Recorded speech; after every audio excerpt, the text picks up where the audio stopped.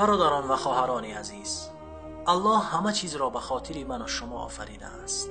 به این آیه گوش اندازید. هو الذي خلق لكم ما في الأرض جميعا ثم استوى إلى السماء فسواهن 7 سماوات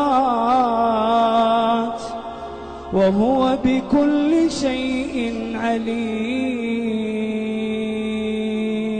لیکن متاسفانه این زمینی که بالای آن راه می رویم و آن آسمانی که در زیر سایه آن قرار داریم و این زندگی که الله به ما داده است، این نعمت‌های فراوانی که به ما داده است، همه این نعمت‌ها را ضد خود الله استفاده می‌کنیم. غیر آنهایی که الله به آنها رحم کرده است و آنها این نعمت‌ها را در راه درست استفاده می‌برند.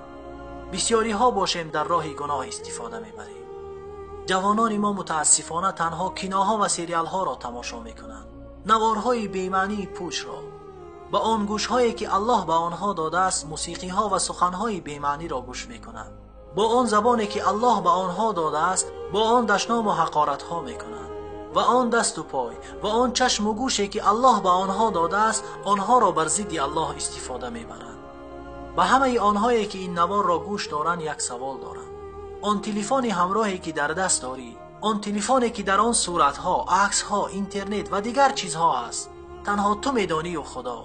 آیا آن تلفن در خدمت اسلام است یا در خدمت شیطان؟ اگر تو با این تلفن کاری خیری میکنی، قرآن و چیزهای اسلامی و سنت پیامبر صلی الله علیه وسلم را پهن میکنی، تو با این تلفن در خدمت اسلامی. و اگر با این تلفن چیزهای روان میکنی که الله از آن راضی نیست، بدان که تیشه بر ریشه اسلام میزنی و با قرآن جنگ میکنی. زیرا موسیقی ضد چی است؟ ضد قرآن است. جای آن که سوره از قرآن روان کنی، موسیقی روان میکنی و با این کارت بر شیطان خدمت میکنی.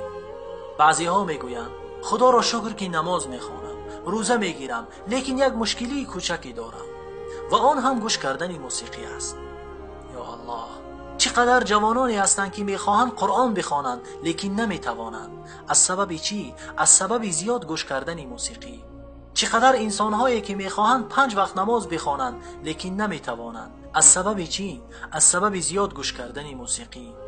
چقدر انسان‌ها در راه بد میروند. از سبب چی؟ از سبب زیاد گوش کردن موسیقی. موسیقی بسیار خطر بزرگ است. خداوند به گوش کننده موسیقی چی میگوید؟ به این آیه توجه کنید. و من الناس من یشتری لهو الحدیث. لهو الحدیث چیست؟ ابن مسعود رضی الله عنه میگوید لهو الحدیث این همان موسیقی است. موسیقی را گوش میکنند در ماشین، در تلفن، در خانه، خلاص همه زندگیش موسیقی است. و من الناس من یشتری لهو الحدیث لیضل عن سبیل الله بغیر علم و یتخذها هزوا اولئک لهم عذاب مهین.